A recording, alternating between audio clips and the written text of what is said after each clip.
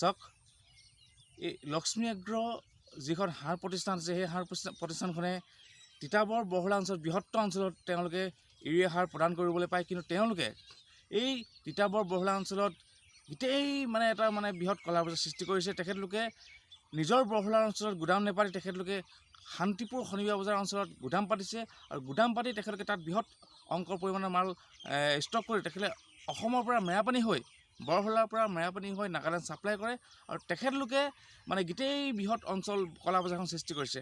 আৰু আমাৰ দুখীয়া কৃষক ৰাইজে সাৰ বিচাৰি হাহাকাৰ হয় আৰু তেখেতলোকৰ পৰা যদি সাৰ আনিবলৈ যাওঁ এবেগ সাৰত কলা বজাৰত তেখেতলোকে 500 পৰা 600 টকা পৰ্যন্ত বিক্ৰী কৰিছে আৰু তেখেতলোকে খুচুৰা বজাৰত 12 টকা বা 13 টকা পৰ্যন্ত বিক্ৰী কৰিছে। এয়া মই জিলা প্ৰশাসনৰ আহ্বান, মহকুমা প্ৰশাসনৰ আহ্বান, তেওঁলোকে যাতে উচিত তদন্ত কৰক, তেওঁলোকক উচিত তদন্ত কৰি বিহিত ব্যৱস্থা কৰক। যদি তেওঁলোকে এই সাৰ বিপণীখনৰ যিখন লাইচেঞ্চ আছে, লাইচেঞ্চখন যদি তেখেতলোকে ৰাখিবলৈ ইচ্ছা নাই, তেখেতলোকে ইচ্ছাক্ৰমে এৰি দিয়ক। আমাৰ অসমত বা বৰহলা অঞ্চলত বহুত শিক্ষিত যুৱক আছে, সেই যুৱকে লাইচেঞ্চ উলিয়াই ল'ব আৰু তেখেতলোকে যি এই কলা বজাৰখন সৃষ্টি কৰিছে।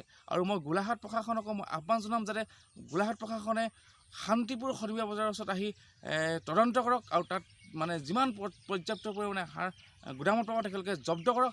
আৰু আমাৰ এই তিতাবৰ অঞ্চলৰ বৃহত্তৰ অঞ্চলত তেখেতলোকে গোটেই সাৰ দুৰ্নীতি কৰি আছে।